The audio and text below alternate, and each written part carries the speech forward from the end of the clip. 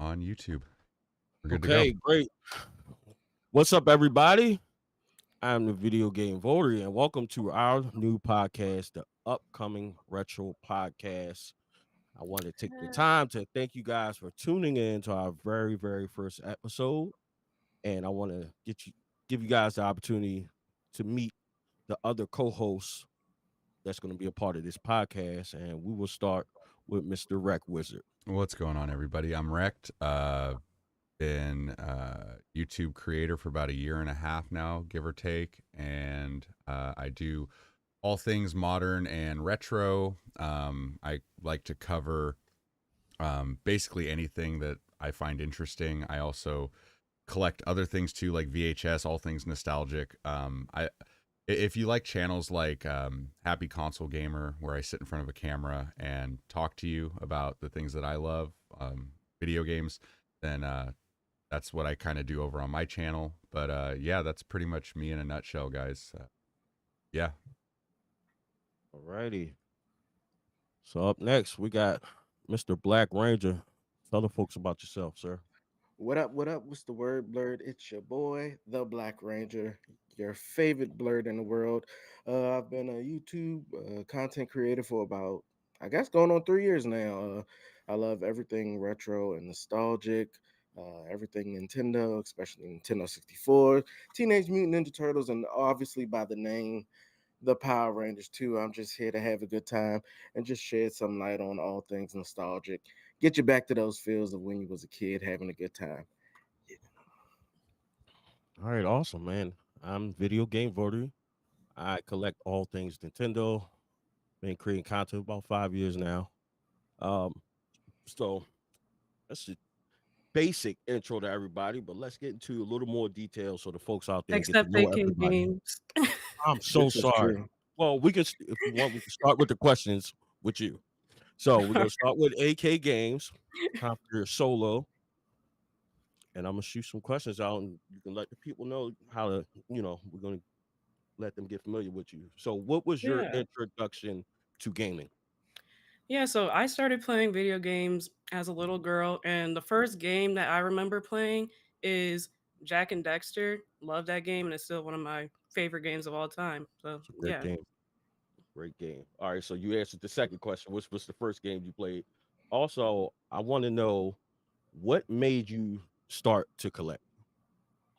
Yeah, so I mean, I've always kind of collected ever since a little girl, but I haven't started like really going hard at collecting until pretty recently, when I start making my own money. That's when I Okay. really just started to, go all in and really, like I said, just start with the PlayStation games. I'm starting really with PS2 and PS3, and then I'm gonna start getting all the other stuff. That's a good start. PlayStation, yeah. That's a good start. So what is your favorite game? I'm gonna ask. Let me take a crack at it first. Is it Jack and Daxter? No, Okay. that's my third favorite game. Okay. My favorite game though is Red Dead Redemption 2. Awesome. Great Okay. game. That's actually a great game. Oh, okay. So what made you create content? What made me create content? I think it's just my love for talking about it, and I didn't really have too many people to talk about video games at first, but that's what made me start the channel so I could just, reach an audience who all love the same thing that I do. And Right. it's been fulfilling. I love it and meeting new people and stuff like that. It's the best thing. Okay, awesome. And last question. What are your goals and ambitions for your channel? My goals and ambitions, I would just say, you know, to reach people, like I said, who have the same love as me, and just really like just making, a network of people to talk Hmm. about games. That's just my goal, That's what I love to do. So Okay. yeah. All right, great guys. So that was your introduction to Miss AK Games and Mr. RectWizard. It's your turn, buddy. All right. So, first question: what was your introduction to gaming? The very first console I ever got was for Christmas. It was a Super Nintendo, and the very first video game I ever remember playing was that same Christmas. I got Super Mario All Stars. Um, so Awesome. yeah, that was my first introduction to gaming when I was a kid. Okay. Next question is: What was the first game you ever played? Not sure if you answered that, but Yeah, the first game you ever played. it was Super Mario, also Super Nintendo. Yeah, I forget you're a little bit younger. Okay. That's a good introduction because you kind of got a little bit of the beginning of Mario. So that's dope. All right. Next question is, what made you start to collect? You know, I've always bought video games. I've always bought collectibles, just because I've always been into gaming. So I never really looked at it as being, you know, a collector, I guess. But I guess that's what it always was. But probably my whole life, man, I've been buying, selling, trading video games, and kind of building up this library that I have today. Is kind of my whole life, honestly. Mm-hmm. Okay. Next question is, what made you start to create content? So I started creating content. Actually, the first time I ever, I guess, did anything was on Twitch, and that was back in 2014, like shortly after like the transition from like Justin TV over to Twitch. And Mm-hmm. I did that from like 2014 to like into 2015, and then it was never anything serious. It was just for fun. And then Mm-hmm. I stopped doing that for a long time, and then COVID hit in 2020, and I decided to give Twitch another crack. And I started streaming on Twitch in 2020. Did that for about 3 years. And then about a year and a half ago, I decided to really give this YouTube thing a go and focus on YouTube and Instagram and TikTok. And really, I started making content because I just wanted to play video games and talk about video games with other people that liked the same things as me. That was pretty much the big goal behind what I was doing. I never expected this to like turn into anything like a career or anything. It was really just a hobby. Um, and that's kind of where it all stemmed from, was I just wanted to hang out with like-minded people like myself, to be honest with you. Okay. All right. And last question, what are your goals and ambitions and the purpose for your channel? So for me, I would say honestly, dude, like the biggest goal for me is to just like at the end of it all, when I'm all said and done one day, I would like to say I built a small community of awesome people. I know that's like a corny answer, but like just like-minded people that enjoyed my content, and was you know, I built like a solid good community. Um and I have smaller goals like that I would like to achieve over time. You know, like my first goal coming up is I would like to hit 10,000 subscribers on YouTube. Like I try to set small goals for myself and then achieve them over time. And I don't like to set huge goals just because like they sometimes seem unobtainable. So I like to set smaller ones so that way when I do achieve them, it keeps me going. So that's Right. kind of how I do it. Mm-hmm. All right. Awesome. Thank you for that. BlakRanger, on Let's you, get brother. it. First question. What was your introduction to gaming? My introduction to gaming was the best, the Nintendo Entertainment System, the NES. As Great a, start. I was like, I don't even remember how old I was, but my sisters had got it for Christmas, and of course, I was just born into that. So that was the introduction. And to go to the next question, the first game was, of course, uh, Super Mario Brothers, the three. Uh, Cartridge, you know, Super Mario Brothers, Duck Hunt, World Track Meet, had all Okay. that. Zapper, the Power Pad, we used to get it in. That was my first introduction to gaming and the first game I played. Okay. So what made you start to collect? What made me start to collect really was just the fact that it was mid COVID. I'd say close to the beginning of COVID, and I just was like, let me actually pull out all my stuff out of my tubs and stuff after I moved into the house, and noticed that I had a decent amount of stuff, and I was like, hey, like I really like this stuff. I could get more, and it was really more of the retro stuff for me. Again, you know, NES, SNES, Sega, as much as people hate it, and 64, all that stuff. And I was like, I want to find more stuff of this. And at that time, it was easy to find stuff in the thrift or um, Goodwill, Salvation Army. So I was like, let me just grab up as much stuff that I like as I can. And that's what really got me into collecting outside of seeing people on YouTube doing it. Okay. Last question. Goals and ambitions for your channel. Goals and ambitions. My main goal is just to have fun. I really started doing content because I'm actually a super shy person in person. So YouTube was a way for me to just stand in front of the camera and kind of like talk and do stuff and be like, nobody's watching, because at the beginning nobody was. And at this point, nobody's still watching. It's like, no, I'm just kidding. But it was just a way for me to kind of break out my shell of shyness. And my main goal is still to do that. Like, even I get out, I have fun, VGV, Rec, from us meeting in person. I like to have fun and do stuff in person, but it takes a lot for me to get out of my shell. So my main goal is just to continue breaking out of my shell and just to have something for people to look at and be like, oh, I remember that stuff. That was cool. I had a lot of fun with that. So that's my goals and ambitions. Awesome. What's your favorite game? My favorite game is Wii Fit. I'm just kidding. Um, It is. It's his favorite game. Don't let him lie to you. my favorite game is The Legend of Zelda: Ocarina of Time. Um, Awesome. just because it was one of the last games that my grandmother bought me. Oh, that's sentimental. That's That's awesome, awesome. man. I forgot to ask you, Mike. What's your favorite game, buddy? Oh man, I'm excited for this one. My favorite game of all Kuon. time, hands down. No, not Kuon. My wallet hates me for that one, and my wife. She put in the divorce papers right when we got back from SoCal, bro. I'm telling you. No, no. My favorite game, hands down, of all time. Nothing compares. And I know that people are gonna be like, bro, there's so many better RPGs out there, but something about this game just hit different for me. The first time I ever put in the Elder Scrolls Skyrim into my Xbox 360, November 11th, 2011, baby. When I put that thing in, I had no life to that game for so long, dude. Like, I've got thousands of hours into Skyrim.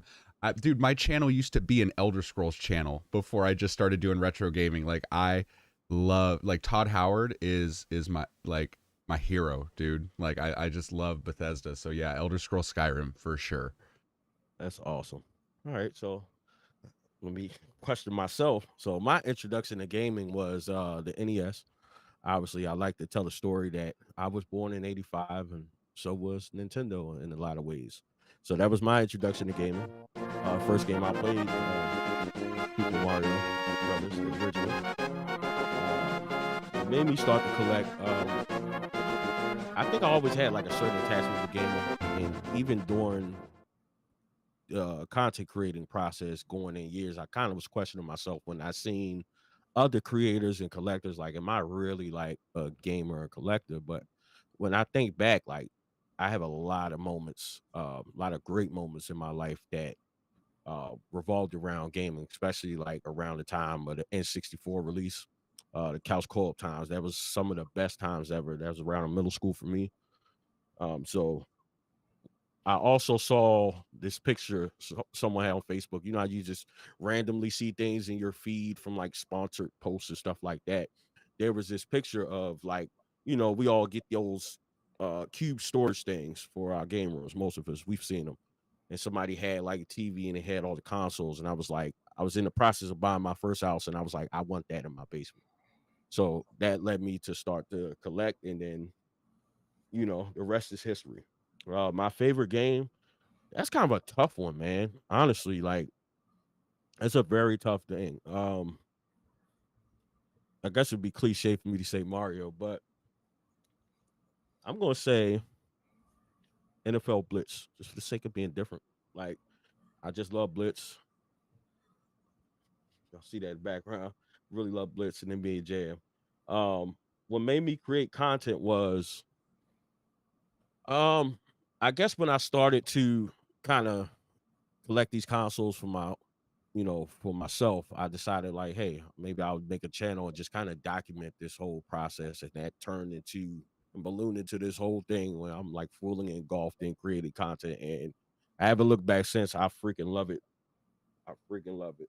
Um, so my goals and ambitions for the channel is still the same from the beginning. Grow the channel, grow the community, and also I want to grow to the point on my channel that I am able to visit conventions, get invited as a guest. You know, it's not necessarily about the money, but just honestly being able to go to as many conventions as possible, building community, meeting people, just like we did at SoCal, which was awesome. So those are the goals and purpose of my channel. So um moving on, we have a question in the chat from the buddy Retro Rob, and I want to go around Go, the panel and Rob. ask that. Shout out to Retro Rob. Dude, I love his channel, first of all. Retro Rob is the man, dude. I like his stuff. Retro Keanu Reeves Rob. Dude, he does look like Keanu Reeves. does That's look not like a bad Keanu thing Reeves. because Keanu Reeves is a handsome man. So Yes. You're a gorgeous man, Rob. All right. So we're gonna start with AK Games. What's your favorite system? Because that was actually directed to you. Yeah. So it's a toss up between the PS2 and the PS4. I have so much nostalgia tied back to the PS2, but I love the games on the PS4. So it's really a tie for me. Okay. I like that. and I that's like why that. that's why I like her so much, because we're on the same page. Like, we understand what greatness is. For real. She also said N64, sir. Oh Well, when man. did I say that? I'm just saying. French, are you doing your girl voice again? Come on, dude. Ah, yeah, Jeez. I try. All right. BlakRanger. Everything's on you. Favorite system. My favorite system, I'm gonna have to go with ColecoVision. So now I'm just kidding. I'm not that old. My favorite system, many know, is the Nintendo 64. Awesome. Just for that was really one of the first systems that I really dove into and like was good at outside of just the regular stuff. And 64 for me. Awesome. Rec. I think we know the answer to that, but well, go ahead. I'm gonna give you my top three then. So number 3 is the Nintendo Switch. Number 2 is the Super Nintendo, and number 1 is the PlayStation 2, for sure. Like, I think those 3 consoles right there combined will give you the best gaming experience, because they have 3 of the best libraries in the history of gaming. And I would say number 4 is probably PS4, and number 5 is, believe it or not, probably the Nintendo Wii. I know that might sound crazy, but it's the best console to freaking modify, dude. Not to me. Dude, like, it's just such a great console. But like, if you got any of those consoles, dude, you'd be set, man, as a collector or a gamer or whatever. Like, those 5 consoles right there are some of the best in history, dude. Like, straight up. Awesome. My favorite console is kind of based on just memories and just the fact of all nostalgia. I would say N64. Like, that time was like, preteen, teenage years, beginning to kind of figure out who you are. And you got your friends, and N64 was just like the king of couch co-op. GoldenEye, that was before Call of Duty. It was GoldenEye all day. Smash Brothers, Mario Kart, Diddy Kong Racing. Not to mention the 4 best wrestling games ever created was on the N64. Facts. So that's just not up for debate with anyone. I'm not debating that. But just going back to that time, that was some of the favorite times. You just tell your buddies, bring your controller over.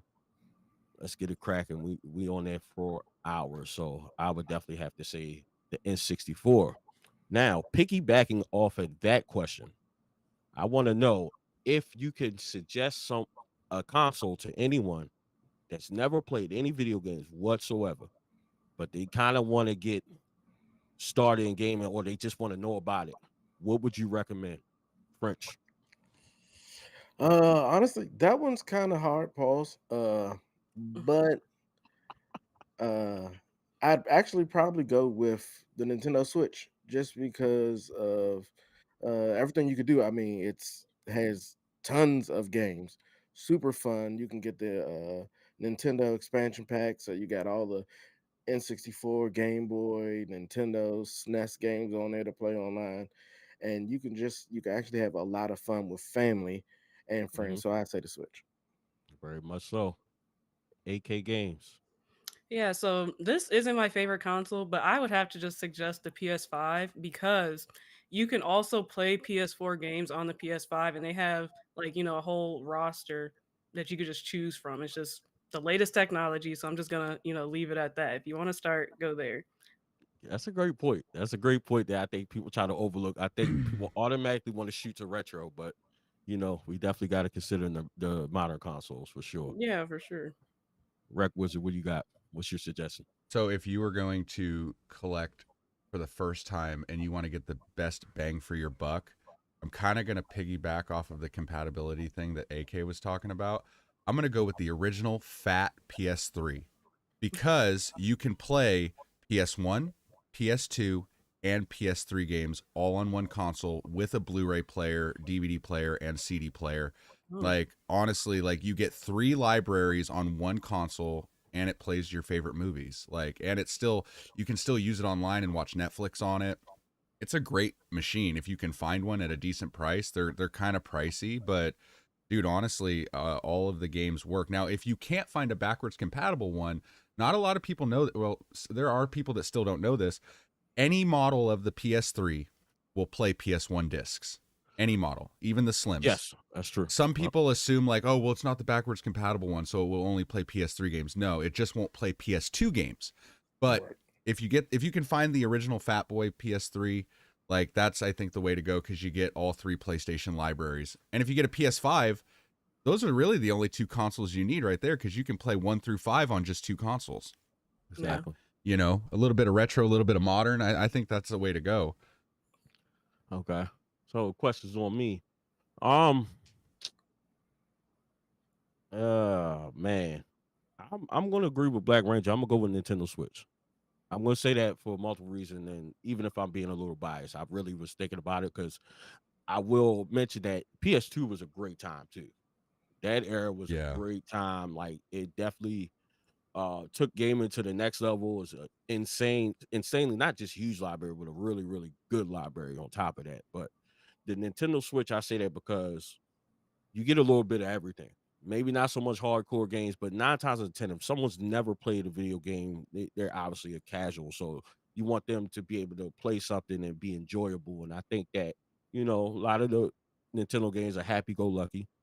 So, you know, you can pick up anybody can pick up Super Mario Brothers and play it for a little bit. It may not be great, but they can pick it up and play it. And one of the main reasons that I chose the Switch and it sticks out is because you also get the opportunity to play it in an interactive way with the Joy-Cons and stuff like that, with like games like 1-2 Switch, Nintendo Switch Sports, all those games I love. I play with the family and kids.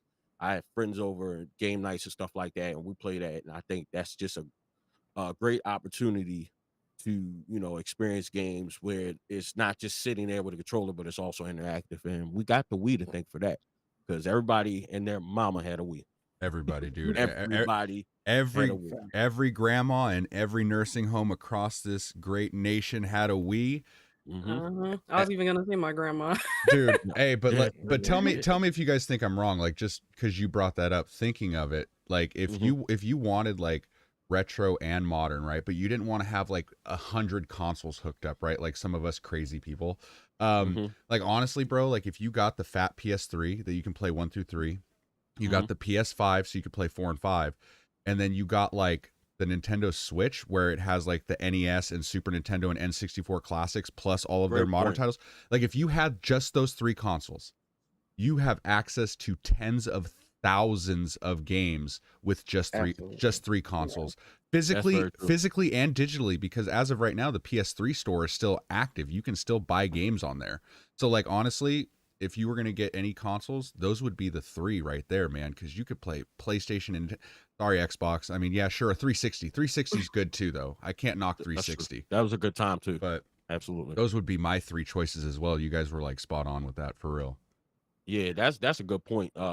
With the NSO Nintendo Switch Online, that opens up the possibilities and capabilities of that, and that expands generations. You got Game Boy on there, N64, NES. There's so much, you know, and that's the same with the backwards compatible PS3, which, you know, you're gonna kick out a little bit of money, but you know, you're able to play, and then especially with that, you're able to play that. Well, actually both, because they both have HDMI out, so you don't necessarily have to have a CRT TV to play, and you get a lot. You cover a lot of ground with those. And the PS3 also, when you put a PS1 or PS2 disc in it, it has built-in upscaling, and it will actually make the games look better in 1080p. So like your PS2 games and your PS1 images are really cleaned up, and it looks really nice, like on a PS3.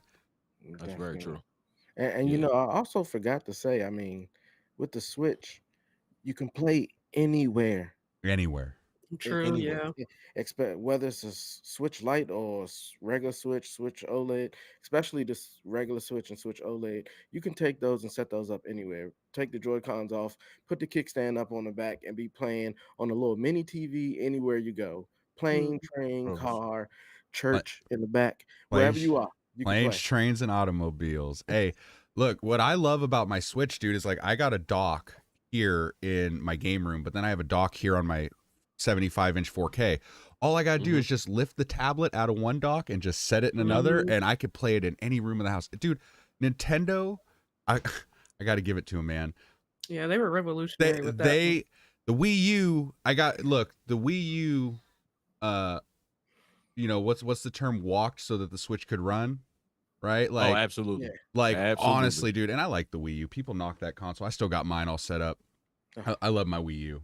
I'm not gonna lie, but the Switch is revolutionary, and I just love that console, dude. It's like almost perfect, to be honest with you. Like, Yeah. Yeah. As much as people don't want to admit it, it covered a lot of ground, and it's a trendsetter. Look at everything that came after that. Steam Deck. Log Allies, Steam Mhm. Deck. Yep. Speaking of which, let's talk about that. Let's talk about that real quick. The Steam Deck. Who on here has one? Who has a Steam Deck out of you guys? You know, I kind of want one, just for the fact that I would love to mod it and put retro games on it and put Switch games on it and stuff. But I don't know, Let, man. It's like, do I really need it? Same let thing. me. I want one. Ooh, Okay. it's quite awesome. Uh, I don't have yeah. one. Yeah, that's what I'm But saying. Cyber Flight to SoCal, I watched a lot of playing pause on that Steam Deck, and it's awesome.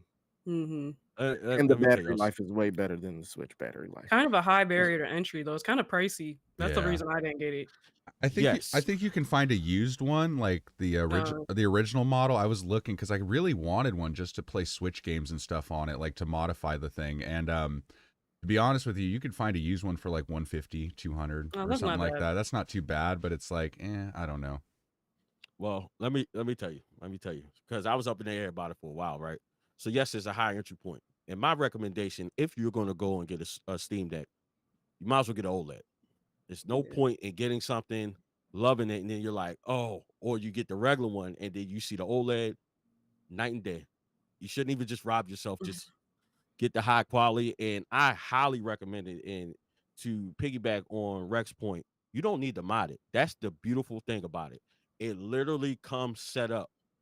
All you got to do is pretty much put your ROMs in there, and it is right out the gate, ready to go. And the reason why I recommend it, I still recommend collecting and getting your original copies. We are not For sure. condoning any type of piracy, but the fact that I can have so much in one place at one time and it's mobile, it honestly gets no better. Like Prince was saying, I'm literally on the plane to SoCal. I'm playing NFL Blitz. I'm going from Game Boy up to N64 to Dreamcast to SNES and back. And you literally have all of this, not to mention you can dock it.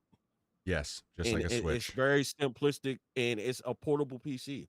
Yeah. So the Mhm. opportunities is almost limitless with that thing. Just for the, especially if you want to preserve what you have and not use your original hardware at the risk of damaging it or something like that, you could utilize a Steam Deck and be able to play all of your stuff and kind of preserve what you have, because I think it's important for anybody that's invested in gaming, no matter which level you're at, to preserve gaming, because a lot of stuff is disappearing. So Yeah. that's a way to preserve what you have, and also just to kind of save space in your game room and not necessarily have to hook everything up. You kind of could just boom, put that on, and it's out the gate. It's pretty much built for that reason.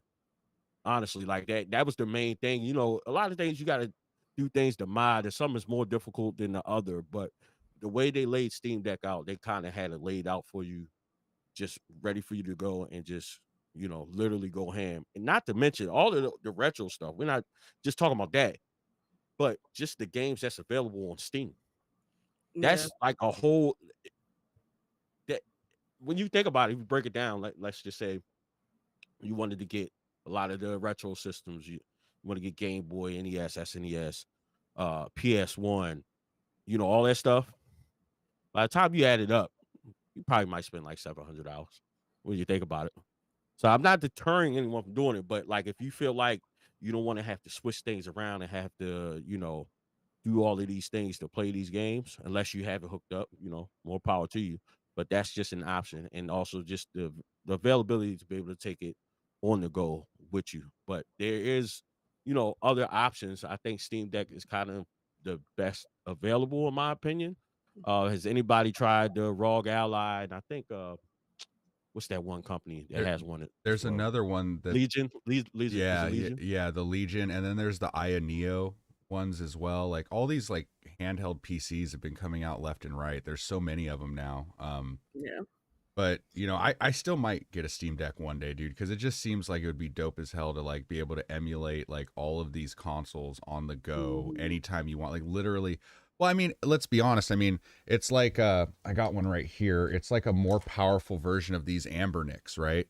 Like I have an Ambernick that has like, I don't know, 10 or 20,000 games on it, and this thing is great. It's like the shape of a Game Boy Advance, and I can play like all the old school games that I want. But a Steam Deck is literally so freaking powerful compared to like an Ambernick, right? So it would be dope to be able to play, games like that, on the go. That would be amazing. But let me give a shout out real quick to the first console that was technically a hybrid, and it'll be the only time on this podcast I ever shout out Sega.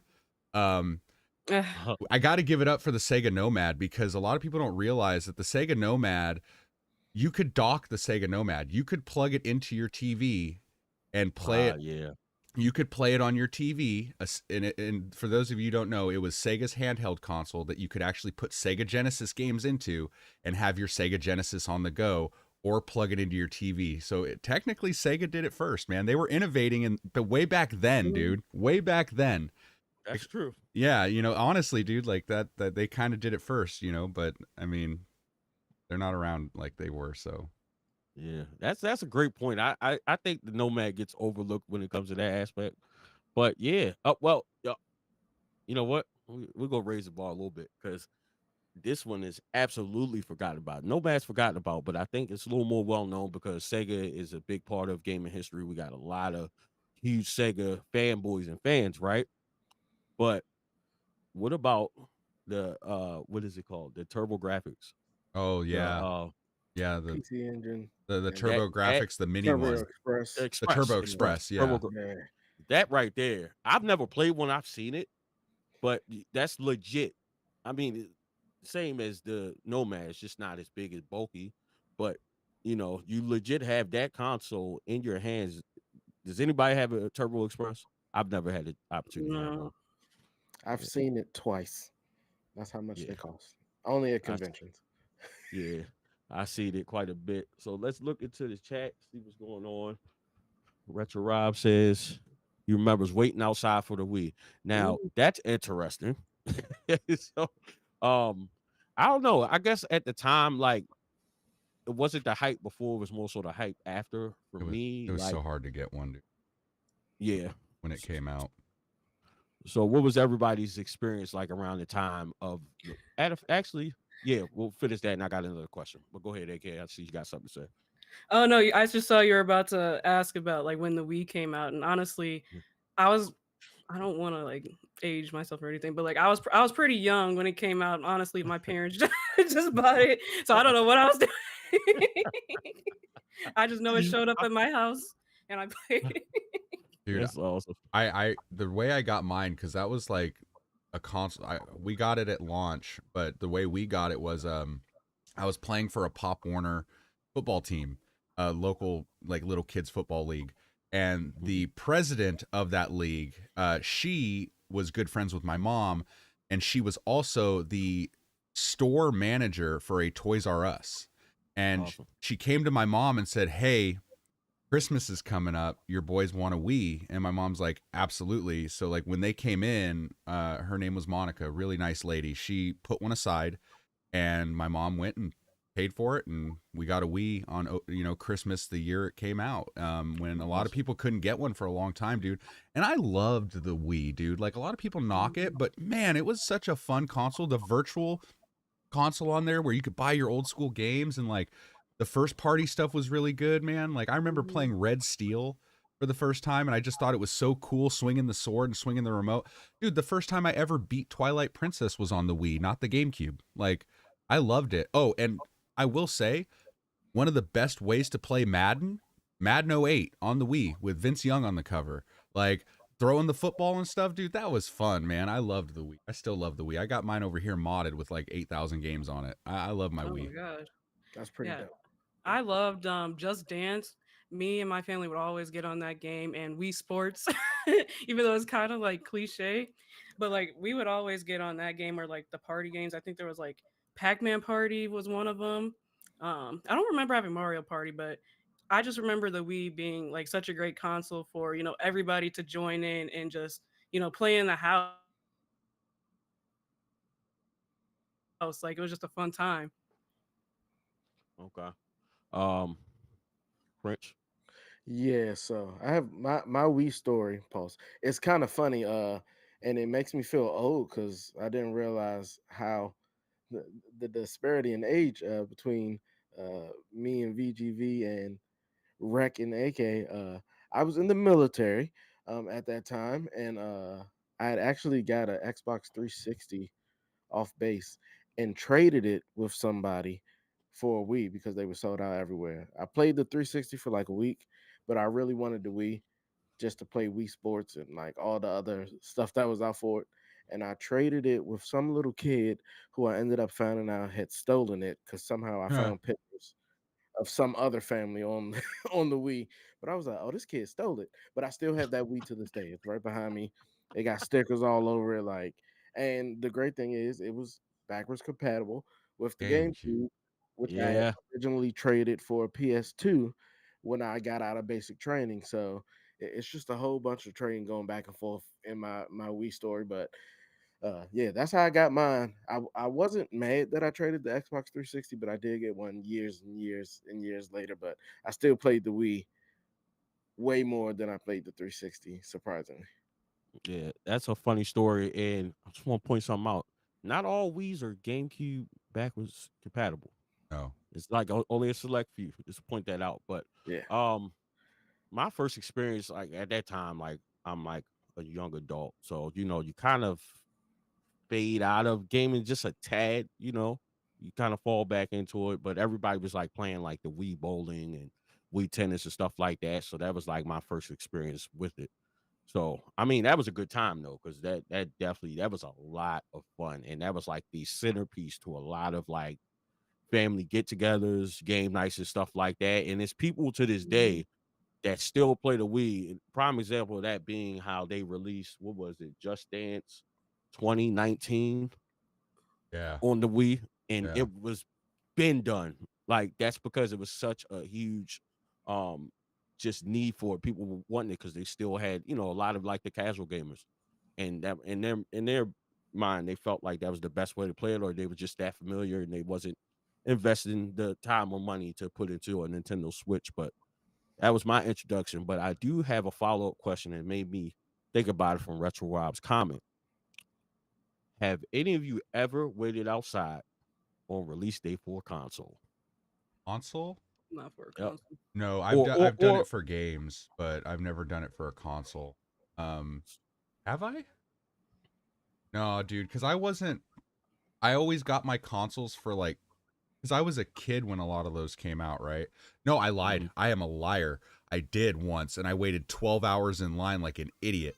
I waited in front of a GameStop with my little brother with like hundreds of dollars worth of trade for an Xbox One, the big fat VCR one with the Kinect, like Yeah. 2013. Me and my brother, we did not pre-order one, so we're like, well, let's go try to get this thing still. So he wanted one and I wanted one, so we went to the GameStop around the corner. We brought our camping chairs. We got there. Awesome. They were gonna launch it. They were gonna release it at like midnight. So we got there at like 8 in the morning, Like, dude, we waited like Wow. all day and we just sat there. There was one kid in front of us. The GameStop employees would not tell us how many extras they had that were not pre-orders, right? They just were like, well, we have some, but we can't tell you how many. So like for 12 hours, we're sitting there, we're like, damn, dude, are we going to get one or not? But we were the second and third person in line. So as long as they had 3, we were going to be all right. Dude, we waited all day. It was kind of fun, like hanging out with everybody in line, and we were all chopping it up about games. There was a Wiener Schnitzel in the parking lot, so we was eating hot dogs and chilling all day long, had our camping chairs. And me and my brother, we got our Xbox Ones on launch day. Like, that was the only time I've ever waited for a console. So, yeah. And I regret it because it's a terrible, terrible console. It's an awful, awful console. I wish we would have waited for the PS4 because that console was dog water, dude. Like, it was bad. It was the government spying on you with that Kinect thing. So, Fritz, you never waited outside for a console? I've never waited outside for anything but Jordans and foam posits. Okay. That's a DMV thing, guys. About the phone. For sure. So I did, and funny enough, it was for the Nintendo Switch. Okay. You would think, right, that like I always loved Nintendo. Of course, it's my love for it is, you know, risen over the past couple of years. But at the time, like, you know, I'm back into gaming. I'm like, all right, I don't need to rush to get it, you know. So that's how I felt. But the more and more I started looking into it, I'm like, you know, I think I want this thing, and I want it now. You know, I can get impatient. So I'm like, all right, you know, I'll be able to find one. I'm calling around, pre-orders sold out. Oh, we're not gonna have any extras. Da da da. So I called one GameStop, which I'm actually still in contact with that one currently, and they said, yeah, we're gonna have a couple. So I was at work, and I got off at 3:30, and I went straight to the store. What was messed up was GameStop stayed open the entire time. They didn't close at like 8, 9 o'clock. They stayed open, but they told us we couldn't wait in the store, and it was kind of cold because I think it was released in what, March, February, It March, was something March. like that. It was March. March, right? So it was pretty cold. It was just one kid in front of me. I believe he was there with his mom or something. So I'm there like 4 o'clock, and I'm waiting. So I'm second, and this kid's first. I literally met that kid's entire family. His mom, his dad, his grandparents, because they was doing like shifts. So I ended up moving my car like right in front of the store. Then these other kids came behind us, and we had chairs. We sat out there. It was kind of chilling. Then like closer it got to midnight, people started showing up. But I ended up getting mine on launch day. I was happy that I did because I ended up having God. a lot of fun. I really love the Switch. But Dude, that that's was wild. what, 8, 9 hours? Dude, Yeah, that's something like that. That's wild, dude, because like I swear to you, I remember like what day was that? Did it come out on a Friday or a Saturday or something? I can't Right. remember, but for whatever reason, dude, I was not working that day. And my wife was off too. And I remember it was early in the morning, dude. Like it was probably like 6, 7 in the morning. I'm just laying in bed next to my wife and I'm like scrolling on my phone. I'm like, oh, the Switch comes out today. I think I'm gonna go buy one. Like literally the day of. So I drove down like literally like 15 minutes away to the local Target. 8 in the morning, Target opens up. I walk right in. There's nobody in line for it's Target. And like I just walked right up to the electronics section. I was like, hey, can I get a Switch? And I bought Breath of the Wild and every Breath of the Wild amiibo, and I walked out. Like it was like I didn't have to, it was I didn't pre-order it. I didn't nothing. I just walked in and bought one like on opening day when Target opened. Like it was weird. That's insane. No, that dude. happened. Yeah, it was nuts, dude. Like it was no hassle. There was nobody even there to get one. Like it was kind of crazy. Like I just walked in and walked out with all the amiibos, the games, like everything, no problem. Like I thought for sure I was gonna have to hunt for it that morning. Yeah. It took me so long to get one because every time like I had the money for it, it was sold out everywhere. And then I think I finally got one like I think it was a year or 2 later. Like it took me so long to Wow. get a Switch. Yeah. Oh my God. So I do have a question from my chat. So my good friend Tay would like to know, have you guys ever pre-ordered a game that you were excited for, but was a huge disappointment when you got it? What was that BioWare game? Biohazard? No, it was made by the company BioWare. It was absolutely awful. Where it was almost like playing like Halo in third person, like where you'd fly around in these suits, and oh my God, it was terrible. I pre-ordered that because my friend convinced me to pre-order it, and it was one of the worst games I'd ever played. Yeah. Oh man, I can't. That I pre-ordered. Yeah, something you were hyped about, and Anthem. That's what it's called, Anthem. Oh God, yeah. it's so bad. It's Yeah. so bad. And all my friends were like, dude, you could play co-op and we're all going to play together and you got to get it. And I'm like, oh, dude, it's not really my kind of game. Please get it. Please get it. We got it. Even they, after playing it for a few hours, like, man, this game sucks, man. I'm like, yeah, we wasted $60. Thanks. Appreciate it. It was a bad game, dude. Oh man. I mean, Anybody else? maybe I not, can't think of one. maybe not pre-ordered, but like, has there Or ever just- been a game that you were hyped about and then you get it and you're like, man, this isn't what I thought it was going to be. Like, this ain't good. Cyberpunk. Really? I think I it- did not like Cyberpunk. Sorry, I know it's a favorite by a lot of people. I didn't like it. Mhm. I think a lot of people were disappointed initially because they had to run those patches. Or was that the? Yeah, No, that was it. Yeah. they had to run. Yeah, them yeah, patches, it was, and then everybody liked it. Dude, like it was crazy. bad. I tried to stream it on opening day on Twitch and it was so buggy that I had to end stream and I had to stop streaming it in front of people because it was so bad on launch day.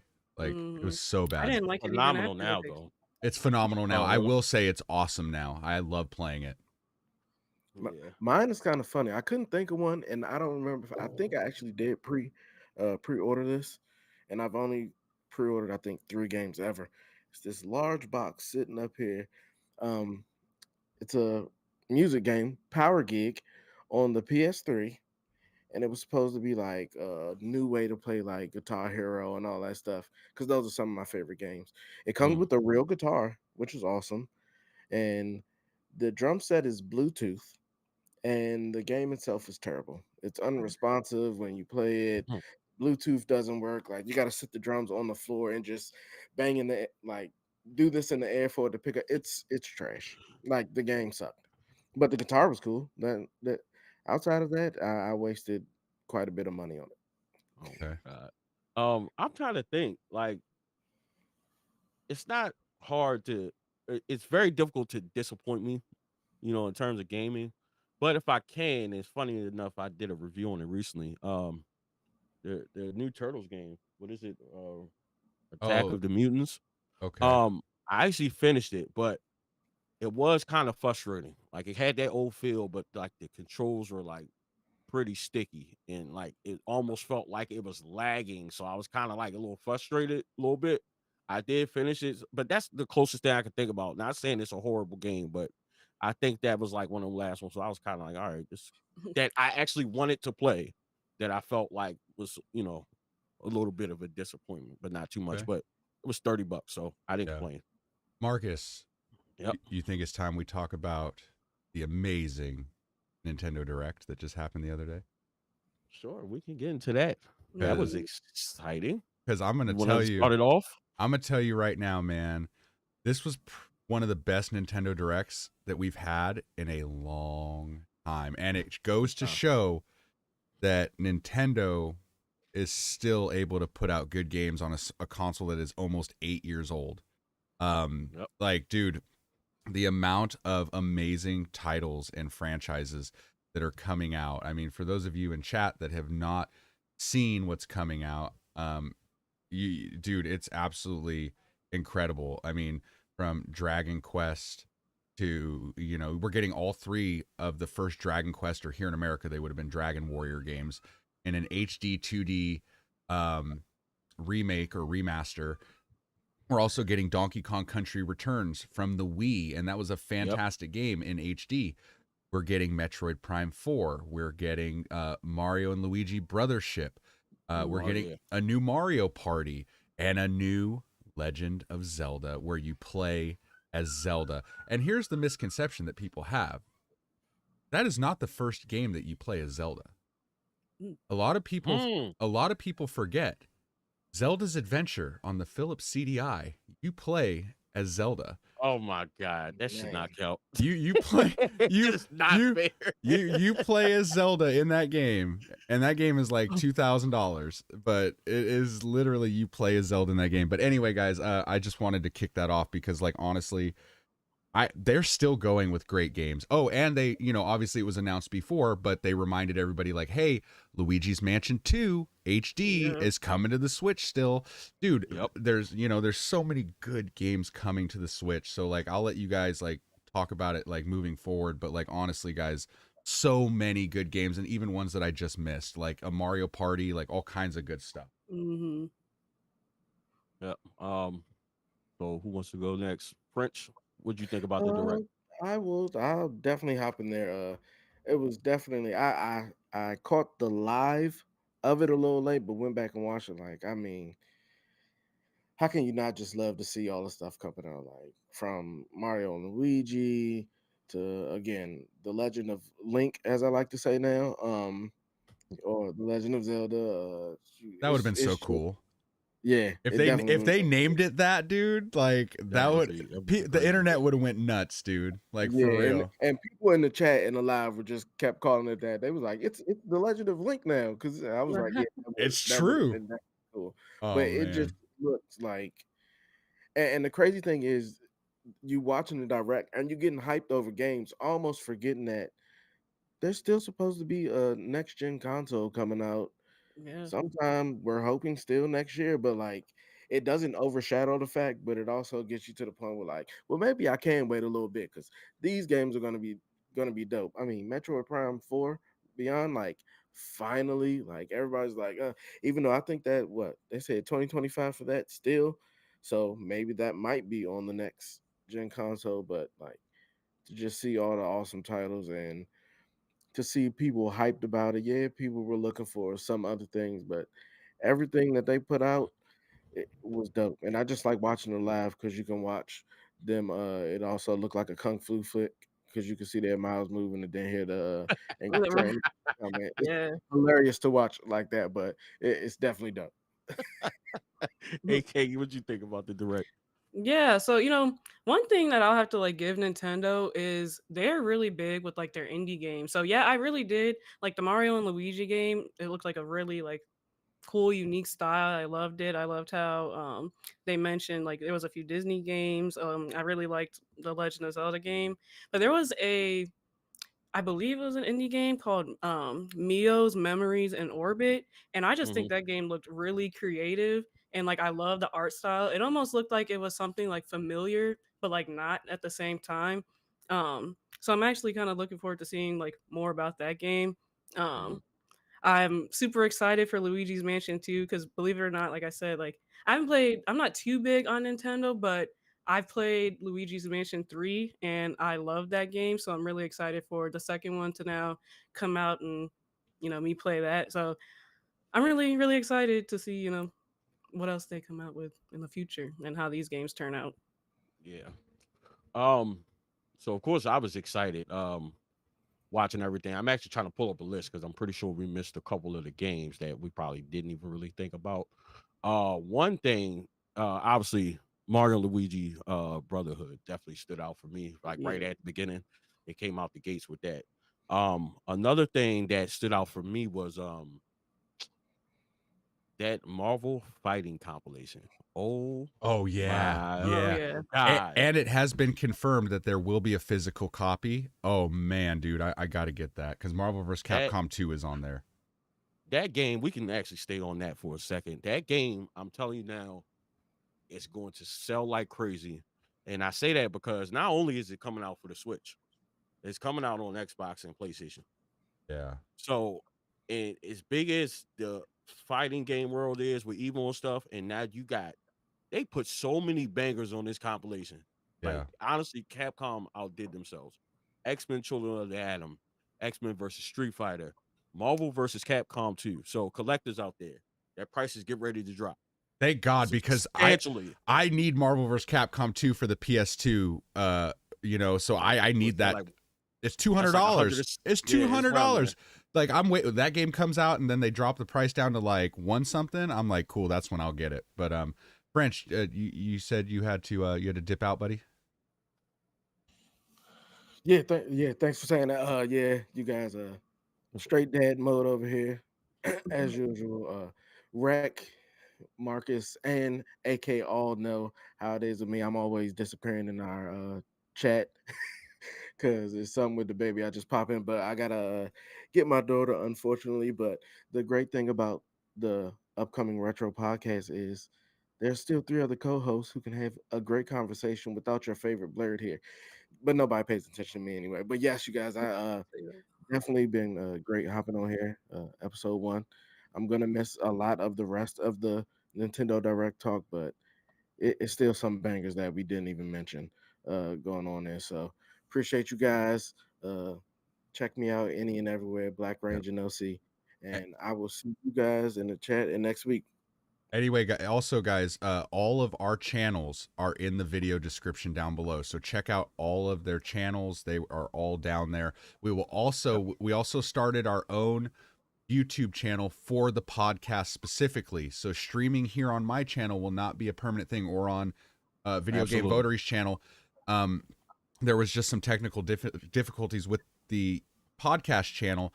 Moving forward, though, we're going to be streaming it to the podcast YouTube channel.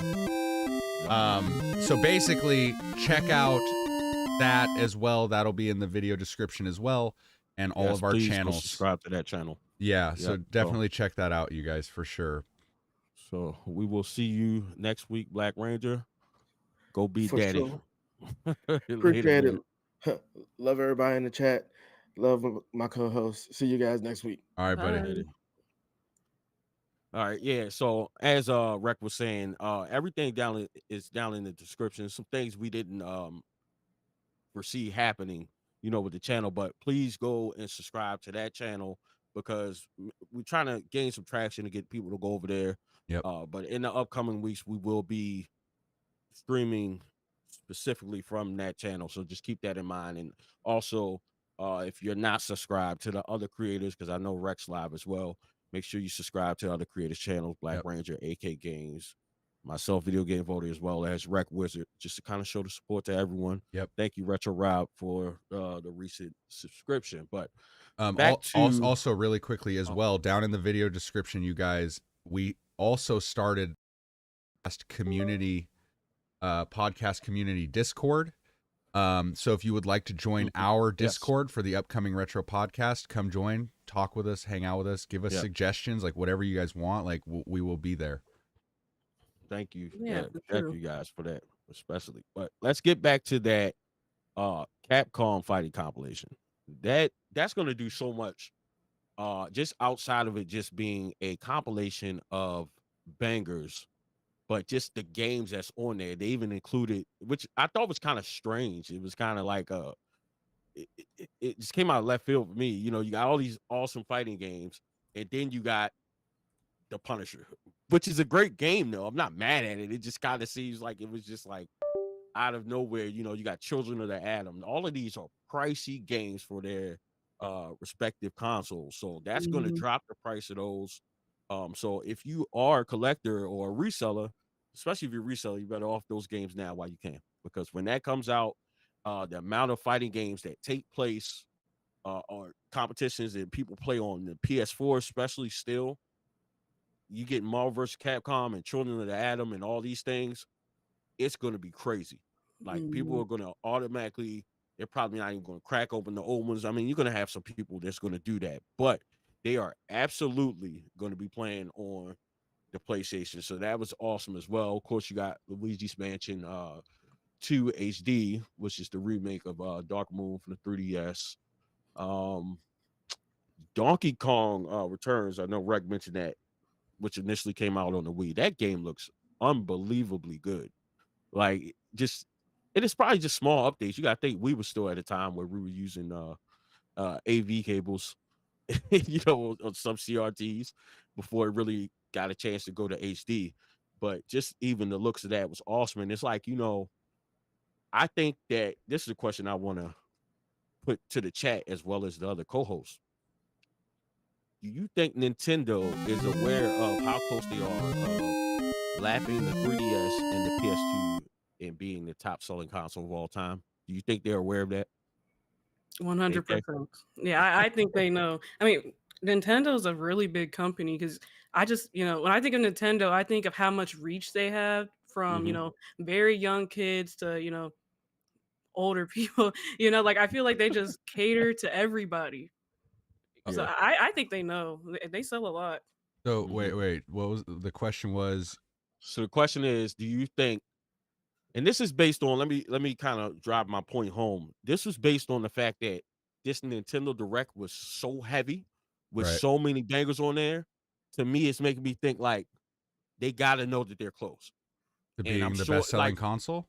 yeah, I mean, we know Nintendo has always marched to the beat of their own drum. We're very well aware of that. Yeah. Right. But at the same time, like, I feel like you got a Mario and Luigi game, you got a new Zelda game, and you got Metroid Prime 4, and then you're dropping a Donkey Kong.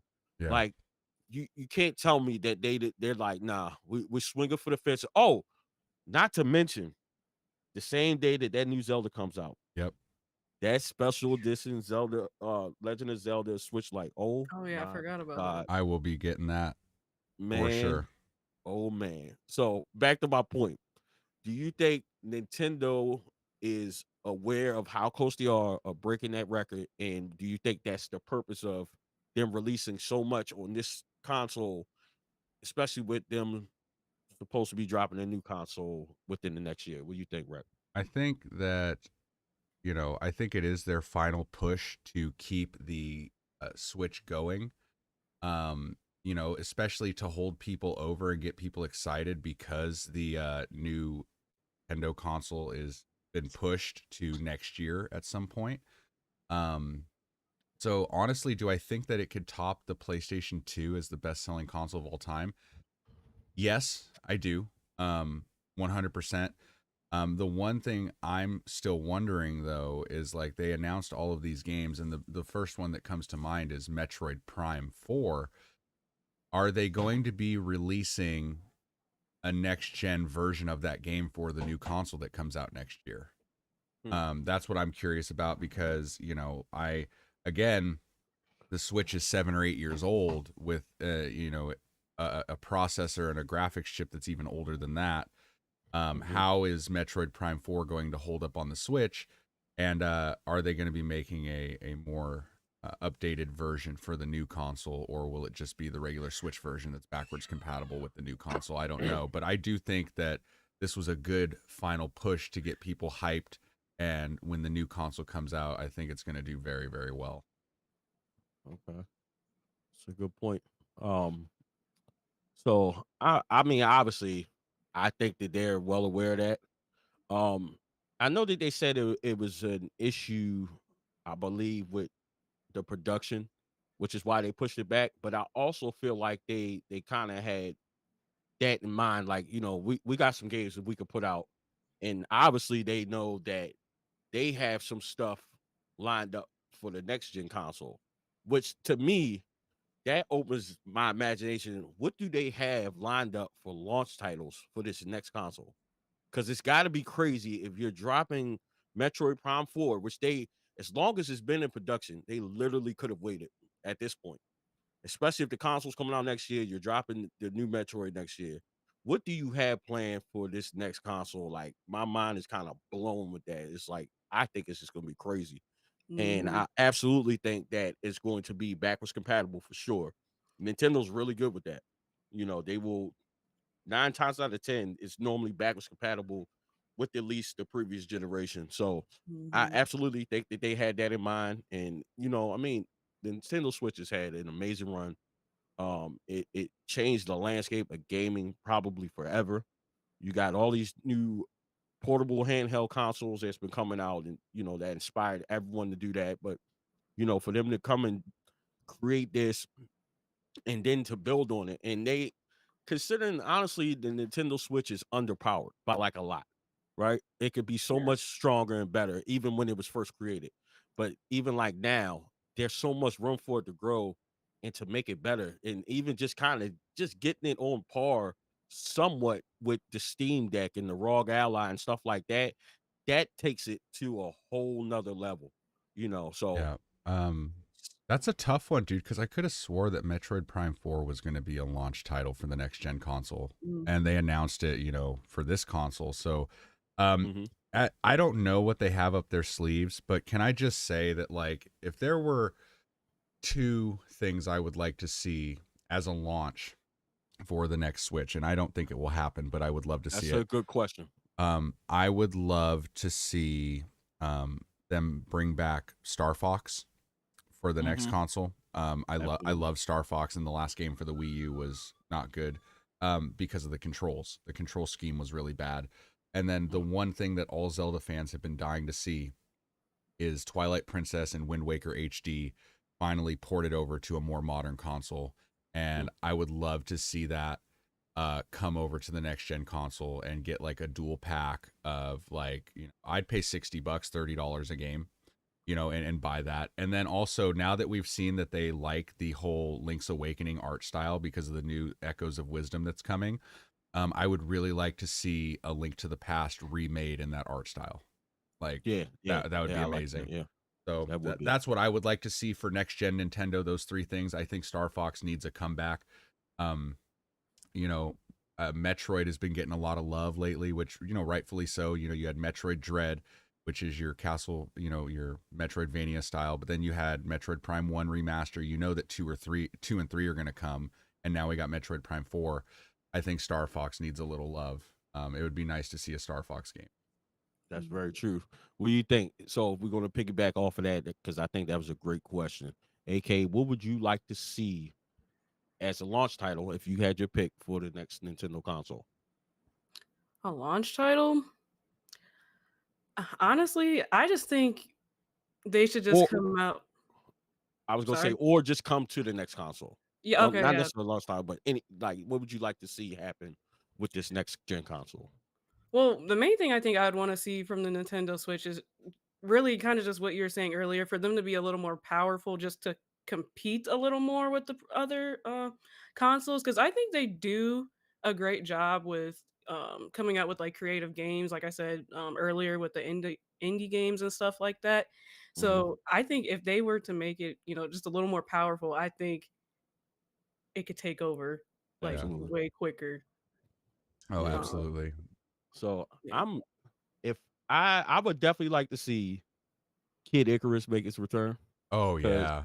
Uprising for the 3DS was awesome. Yeah. So it's way overdue for that. And I'm trying to think like the other Nintendo IPs, they've been okay. Like obviously Star Fox would be one. Yes.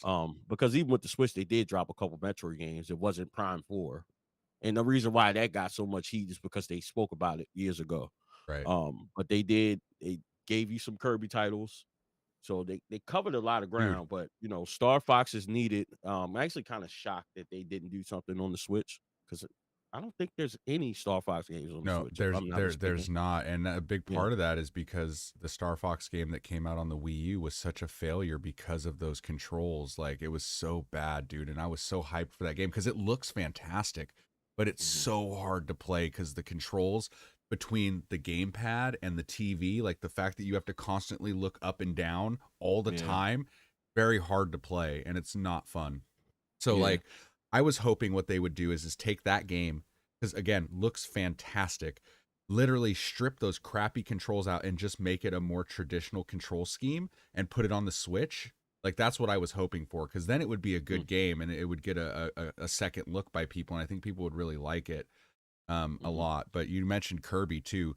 All 3 Kirby games, Return to Dreamland Deluxe, Forgotten Land, and All Stars, I've played all 3 with my daughter. They're all fantastic Kirby games, dude. And now we have Tropical Freeze for Donkey Kong, and now we're getting Donkey Kong Country Returns 2. Like, a lot of the IPs got a lot of love on the Switch this generation. It's awesome, dude. Yeah. So like I said, I think Kid Icarus would be fantastic to bring back. Because the Switch kind of grabbed everything but Star Fox for this console, which kind of makes me think that maybe Star Fox is something that may be leading off that next console, because that right there, with it not being present for the past few years, will definitely get the buzz going. New console, new Star Fox. I kind of predict that happening. That's just my thoughts, because they did just drop Super Mario Wonder not too long ago, which is a fantastic game. Yep. But that's not to say that they don't have a 3D Mario title on the way too. Oh, dude, everybody's been talking. We're gonna see a Mario Odyssey 2 or something. You know what I mean? Oh my God, that would be amazing. Yes, absolutely, totally agree. So let's shift gears to something you two are familiar with, PlayStation. Mm-hmm. Let's talk about the fact that PlayStation apparently has discontinued support for the PlayStation VR. AK Games, let's start with you and get your opinion on that. Yeah, so I actually got this story from IGN, and they actually write that Sony cuts investment in VR development. Only two first-party VR games are currently in development right now, and this just makes me think of like how much excitement that was surrounded by the VR at first, and all of a sudden you just kind of hear that it's died. Another thing that they said is that the PlayStation VR 2 was released last year, though the headset seemingly lost momentum since their release. And despite their technical features, there's some reason why people won't invest. Like it's the price or the requirement to own like a PS5, and also they don't come out with enough new games for people to like want to like spend the money to invest in it when they could just buy stuff like the MetaQuest 2 or 3 that are more competitively priced and they don't require additional hardware to run. So, and they also have, their own exclusives. That's like a lot of them. So I was just wondering what you guys think because, VR is such like a funny thing. Like people either love it or hate it. So, yeah. Um, Okay. I think VR is very fun. I enjoy it. I've played Beat Saber. I've played a couple of games on VR, and I really like it. But the problem is, dude, is like, didn't the PlayStation VR 2 cost more than the console itself? Yeah. Like, Yeah. like Yeah. Yeah. the $600 price tag is like it's a very high point of entry for like an everyday gamer. It's like hard to justify like, well, I'm spending $100 to $150 more than I would on the actual console, especially for something as niche as VR. Like, let's be Yeah. honest, as cool as it is, it's very niche. It's not for a lot of people. And I kind of had a feeling with things like, the Oculus already out, and the Oculus is at a way more affordable price point, and Yep. honestly, dude, why would you buy a PS2 V or a PS5 VR 2 or whatever? Why would you buy it when you could just go get an Oculus and I could play my entire Steam library or the Oculus library right in my headset, not have to hook it up to a console, not have to do anything. I could just literally just use the headset and play it in my living room. And I had a feeling that the PlayStation VR was going to flop because of the price point and the fact that you can get an Oculus for hundreds and hundreds cheaper. Yeah. So That's true. Yeah, I don't know why. It seems that Sony, thankfully, they still have great games because they have backed themselves in the corner a couple times with stuff like that, where they are hell bent on we need you to get this hardware and only use our stuff. Prime example being the PlayStation Vita and those memory cards and how expensive they are to this day. Like, and I was gonna say the same thing about Nintendo. I'm hoping that these companies begin to realize not to be too ambitious, right? And what I mean by that is don't put so much into thought into using just one particular hardware or something to complement the hardware, like the memory cards. Like we should be able to get SD cards. They're readily available any and everywhere. So we should not just be only having to spend $75 still to this day for a memory card for the Vita. yeah, Mhm. So even with that, like I'm sure they put money into creating and developing the PSVR headset, but that's insane that it costs more than a PS5. yes, Like Mhm. I don't know where they thought like how could you possibly justify that? And it's a very small community of people who really like love VR. Like I have the the first VR, which is fantastic. But at the same time, too, VR is like it's an acquired taste. You can't just jump right in and you can play for hours because Mhm. you're absolutely gonna get motion sickness, and Yeah. even the stuff with the heat. I don't know if they corrected things about like the headset because they had that thing where it was kind of blurry. You know what I'm saying? And Mhm. all of these things just play a role, and I think it's kind of crazy that they did something like that to have that price point so expensive. And on top of that, like the last VR price just dropped in price because it was still like they wanted top dollar for that for the longest time. Like, they had to make better choices when um when developing these things and giving the consumer more of an option, because that may be the way to getting people to, you know, want to invest into their product. If they're like, all right, you know, everything, like, at least they're kind of, you know, everyone's kind of going to USB-C, you know, because Right. that was the thing. Everybody has USB-C for something. So, you know, you have these options available for charge ports and stuff like that. Like, they got to be, you know, keep the consumer in line a little bit when it comes to that. So hopefully Hmm. moving forward, they would do that, but they're gonna have to do a price drop on that thing, and I don't know what else they could do to kind of save that at this point. I don't think More. I don't think they would have to So drastically drop that price point and start coming out with games that would make people actually want to spend the money to buy it, dude. Honestly, because Yeah. I think Oculus has that market kind of sewed up right now just because of how much more affordable it is and how established the games are. all right, so Yo, Kurt, what's up, dude? what's up, Curtis? How you doing, buddy? Thanks for stopping in, man. Oh. Appreciate it. Shout out to Curtis from the Pixel Game Squad in the building. What's going on, brother? Absolutely.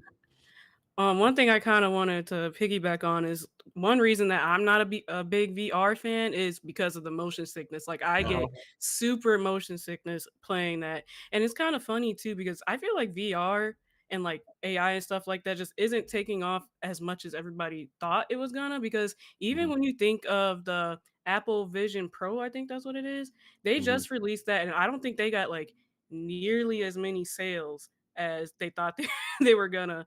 And so like I think just not a lot of people are like, biting this like VR trend, yeah, I guess that is starting up. Right. So yeah. Yeah, again, and them being so ambitious and thinking like, okay, this is the next wave of gaming, but now you're not just involving hand-eye coordination, you're involving motion sickness. Like, prime example, I got Iron Man on the first VR, and you wouldn't thinking, you know, you're sitting there, you're playing it, but if you take off the fly and you're kind of looking down, like, it messes you up. Like, I legit could only play VR like 30-minute spans, if that. And then like the headset, I don't know what the new one's like, but it kind of creates heat in there too, so you get hot, yeah, you know. Yeah. So I mean, it's an awesome experience, but it's not something that I don't think it's something that is $600-700 worth, you it's know, not not worth the No. yet. price. I feel like they got to break that in slowly and do it at a lower price point to kind of get people, you know, to get the feel of it, and not so much of it being, I guess, so next gen and next level, because that's a lot for people to handle, especially when you're talking about actually people getting sick. Because that you're gonna piss a lot of people off. They want to play games to have fun, and then they're hopping on this game and they're getting sick. Like, Yeah. that's not.